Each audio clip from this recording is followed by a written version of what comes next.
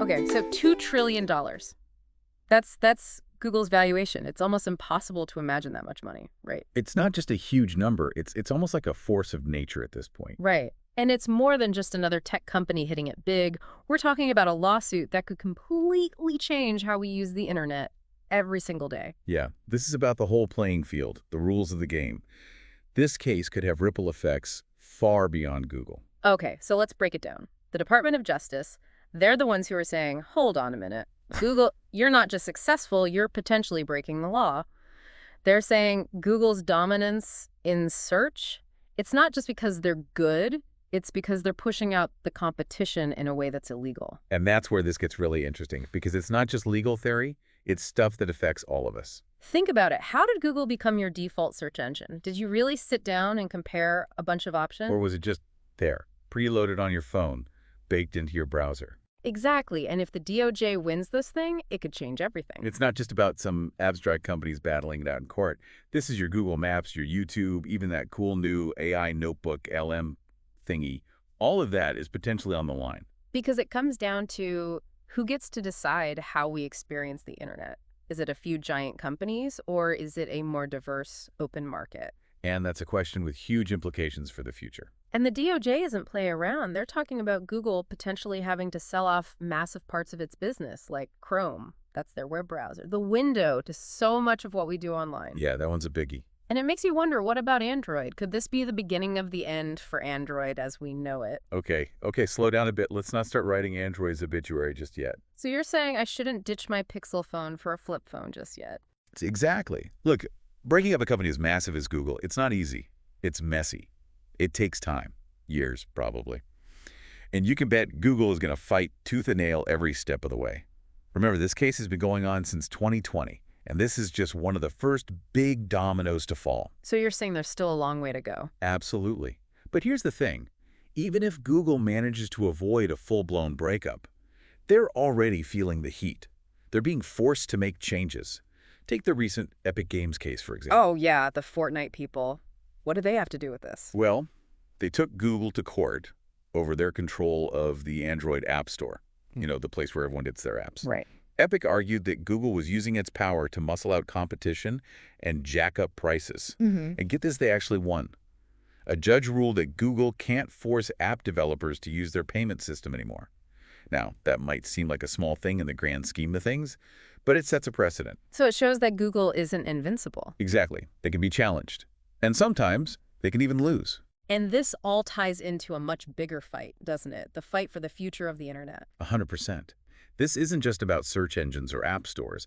It's about who gets to control the digital world, especially now, with AI exploding onto the scene. And when you say AI exploding onto the scene, it really does feel like every day there's a new headline, right? It's moving at a dizzying pace. We're talking about AI that can write like Shakespeare, code like a pro, even compose music that's, well, maybe not Mozart, but still. Getting better all the time. Exactly. And Google, they're right there in the thick of it, pushing the boundaries of what AI can do.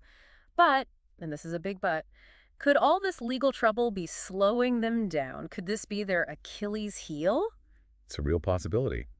While Google's lawyers are busy prepping for court, their rivals aren't exactly standing still. You're talking about companies like OpenAI, the folks behind ChatGPT, which seems to be everywhere these days. Yeah, you're definitely one to watch. They just raked in billions in funding, and they're attracting some of the top minds in AI. And then there's Elon Musk, never one to be outdone. He's launched his own AI company, xAI, and he's already making waves. And don't forget Anthropic. Right. They're another big player in the AI space, and they're pulling in massive investments. It seems like every time I blink, there's another headline about some billion-dollar AI deal that doesn't involve Google. And that's the thing. These other players, they sense an opportunity here. While Google's busy fighting legal battles. Exactly. Google's having to divert resources, time, energy, all of it to defend their practices. And meanwhile, these competitors, they're laser focused on innovation. They're snapping up the best talent. It's really fascinating to watch. It's like Google's stuck in a slow-motion race against a pack of cheetahs or something. Yeah, it kind of feels that way, doesn't it? It actually reminds me a bit of Microsoft back in the early 2000s. Remember Windows Mobile? Most people don't. And that's kind of the point. You see, Microsoft, they were so busy battling their own antitrust lawsuits, They completely missed the boat on the smartphone revolution. And Google's Android swooped right in and basically took over. Whoa. History repeating itself. It's definitely a possibility. And that raises a big question. Is a weakened Google actually good or bad for the future of AI? It's a tough one, right? Because on one hand, you could argue that less dominance from Google means more room for new ideas, more competition, maybe a healthier tech landscape overall. Right, but then again, you can also argue that Google has been a driving force behind a lot of groundbreaking AI developments. They've got the resources, the talent, mountains of data. Who else can really do what they do? So which is it? Is Google holding AI back or pushing it forward? That's the multi-billion-dollar question, isn't it? And it's something to keep in mind as we dive deeper into this. What happens when a giant like Google stumbles? Does it create a void or an opportunity? Okay, so we've got this legal battle playing out, potentially reshaping the tech landscape as we know it. We've got the rise of these new AI powerhouses all vying for their piece of the pie. Where does that leave us, the everyday users caught in the middle of all this? That's the million-dollar question, isn't it? Mm, And unfortunately, there's no easy answer. This isn't a simple case of good guys and bad guys. It's complicated. that's what makes it so interesting. But let's back up for a second. This lawsuit, it could drag on for years, right? Oh yeah, this isn't a quick fix, that's for sure. So what happens in the meantime?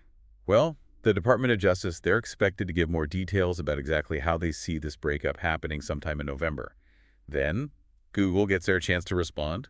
And then, it's the back and forth, the appeals, the whole shebang. So basically, we're in for a long ride. Buckle up because this could be a bumpy one. Okay, so while the lawyers are busy battling it out, the rest of us are just, holding our breath, trying to figure out what it all means. In a way, yeah. But I don't think it's about just sitting back and waiting. The stakes are high here. High in what way? What are we really talking about here? We're talking about the future of the internet. And not just in the US. In this case, it's being watched by governments all over the world. What happens to Google sets a precedent. Oh, so other countries might follow suit, start going after their own tech giants. It's definitely a possibility. If the US manages to rein in a behemoth like Google, it could embolden others to do the same. Huh. So is that a good thing? I mean, competition is good, right? But do we really want governments dictating how big a company can get or what products they can offer? Where do you draw the line? It's a tough one, isn't it? It's a balancing act. You want to prevent monopolies, but you don't want to stifle innovation. It's like how much government intervention is too much. Exactly. And there's no easy answer. So what are the key things our listeners should be thinking about as they watch this case unfold? Because it's easy to get lost in the weeds here, right? Yeah, it's a lot to unpack. Mm. Yeah, it's a lot to wrap your head around. And honestly, it's kind of overwhelming when you think about the sheer scale of it all. We're talking about forces that are shaping the future, not just of technology, but of society as a whole. It's easy to feel powerless, like our individual choices don't really matter when you've got these giant corporations and governments battling it out. I get that. But Yeah. here's the thing.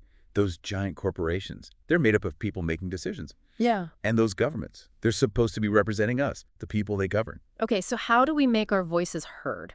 What can we actually do to influence the outcome of all of this? It starts with understanding the issues. And that's what we're trying to do here, right? Break down these complex topics into something that's digestible, something that sparks a conversation. Right, because knowledge is power, as they say. Exactly. When you understand the ins and outs of a situation, you're better equipped to make informed decisions. Like with this whole Google case, for example. Once you understand the arguments on both sides, the potential benefits and drawbacks of a breakup, you can start forming your own opinion. And once you have an opinion, you can share it. Talk to your friends, family, colleagues. Write to your elected officials. Support organizations that are fighting for the kind of digital world you want to see. So it's about getting informed, taking a stand, and making your voice heard. Absolutely. Because the future of the internet, the future of AI, it's not some predetermined thing. It's being shaped right now by the choices we make, both individually and collectively. That's a powerful thought, isn't it? We're not just along for the ride, we're actually helping to steer the ship. Exactly.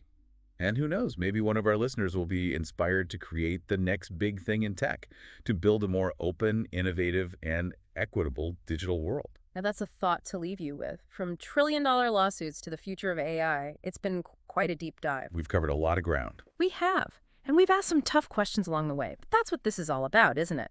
trying to make sense of this complex and rapidly changing digital world we live in. It's about asking those tough questions, considering different perspectives, and engaging in thoughtful dialogue. Because at the end of the day, the future of the internet is up to all of us. So keep exploring, keep questioning, and keep demanding better. Mhm. Until next time, this has been The Deep Dive.